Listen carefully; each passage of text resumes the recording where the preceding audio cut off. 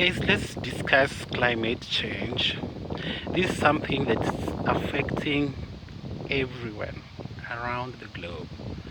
It's not only affecting Africa or a particular continent like Europe or USA or any other, Asia and the rest. This is a global problem.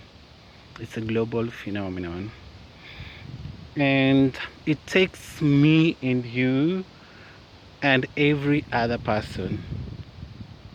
I like YALI, Young African Leadership Initiative, that was launched by former POTUS Barack Obama. It really emphasizes a lot on climate change and the reason why each one of us should take an initiative to make a change wherever they are. You begin from the grassroots. You begin small, like what Professor Wangari Maathai would say. You act, you, you think globally, but you act locally, or your action is small, but then your thinking is global. She planted a lot of trees during her time. I did a lot of her stories on Karura Forest. That's one of the forests that she fought for against a tyrant, against a system that was against ecosystem, and they wanted to destroy that forest basically to build high-rise buildings, to build estates, to build their own, shopping malls for getting money by the end of the month. So she really fought for that. So the world is on a crossroad. Yeah. Because the world leaders who are supposed to take the mantle to tackle these global problems are not seeing it from the lens that we guys see it through. So, like President Trump is trashing everything climate change. He doesn't want to hear anything on climate change. He says it's a creation by the Chinese, Obama and Hillary Clinton, that there is nothing like climate change, that the world has been ever like this, that the changes have been there since time memorial. I think he's very ignorant. Sorry to say that, but he's very ignorant and probably needed some knowledge and a bit of learning and skills on what the climate change entails. This is a person who doesn't believe in research work.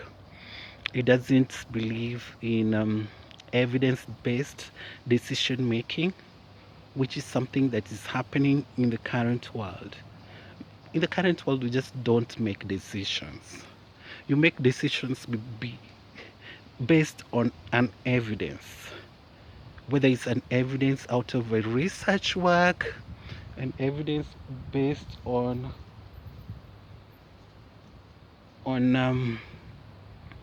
I saw some rats fighting down there.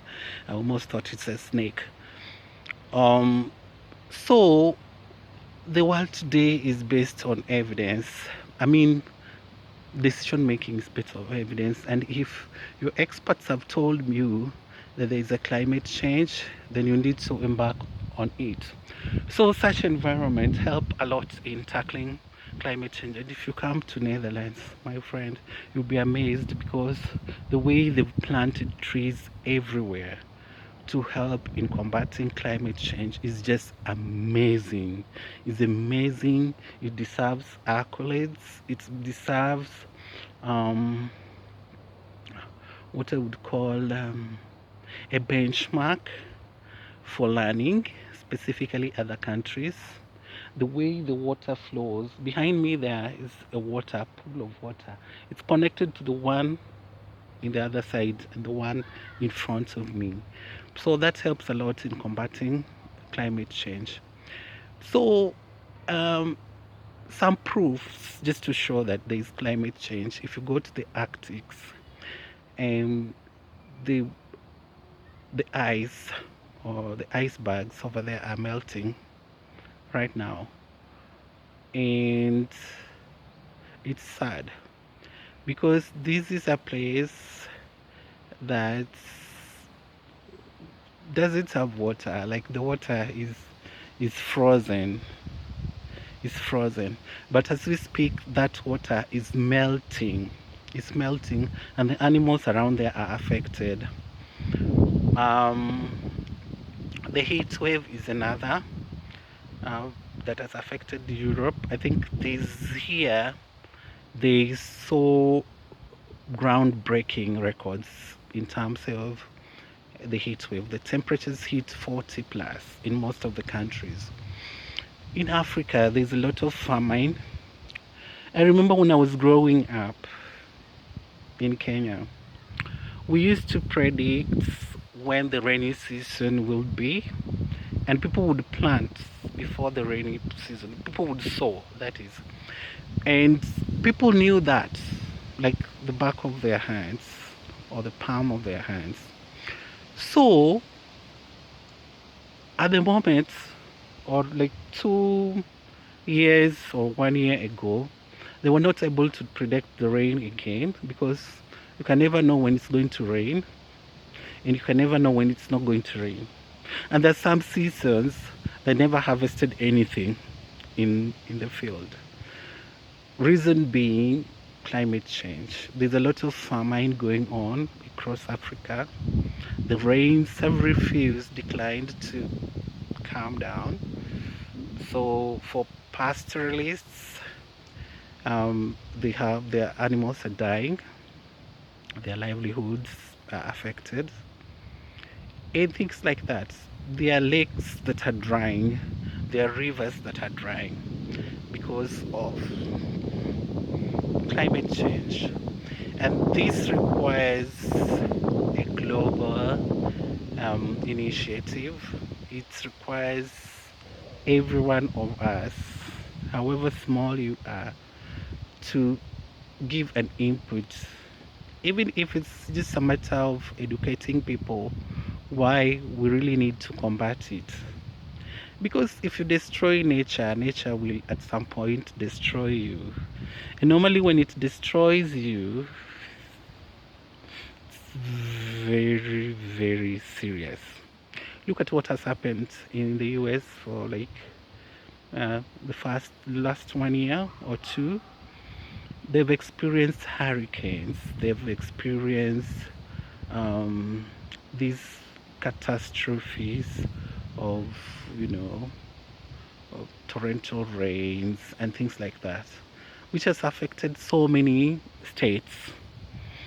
And that is when they realize, you cannot play with nature. When you're told now you're supposed to move from where you live, a house that you've built and lived in for decades, you're told it's not safe anymore for you because the kind of hurricane that's going to pass by would actually kill you in the same house.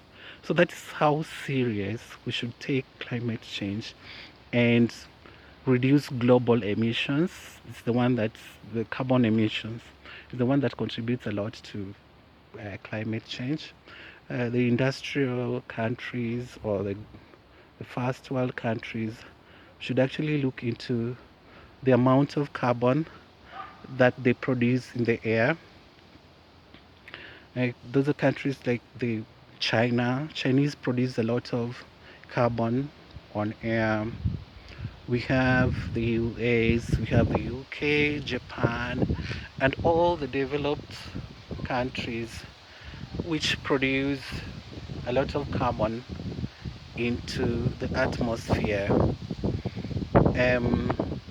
or what we term as greenhouse gases. They contribute a lot to climate change, or to um, yeah, to climate change. Somebody would ask how.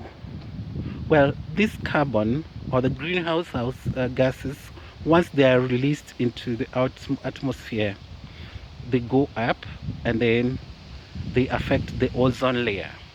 The ozone layer is a surface that actually helps a lot in obstructing the sun's rays, the ultraviolet sun's rays that affect people.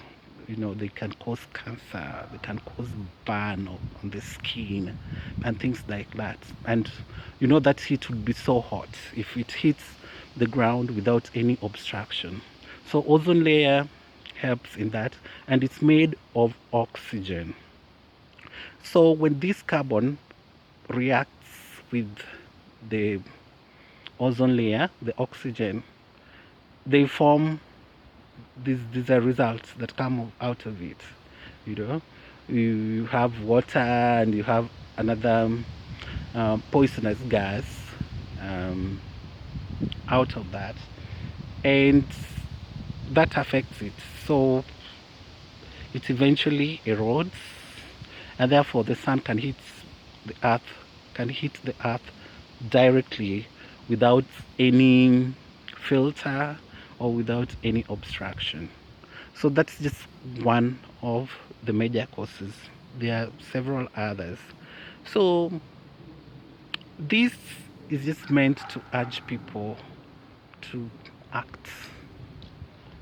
Just meant to act. To urge people to act. Plant one tree, probably in 1 year, if you want, or in 1 month, in an area that is safe, an area that is near you, where you can attend to it, or maybe in your village, or somewhere in your school, or your place of work, and things like that.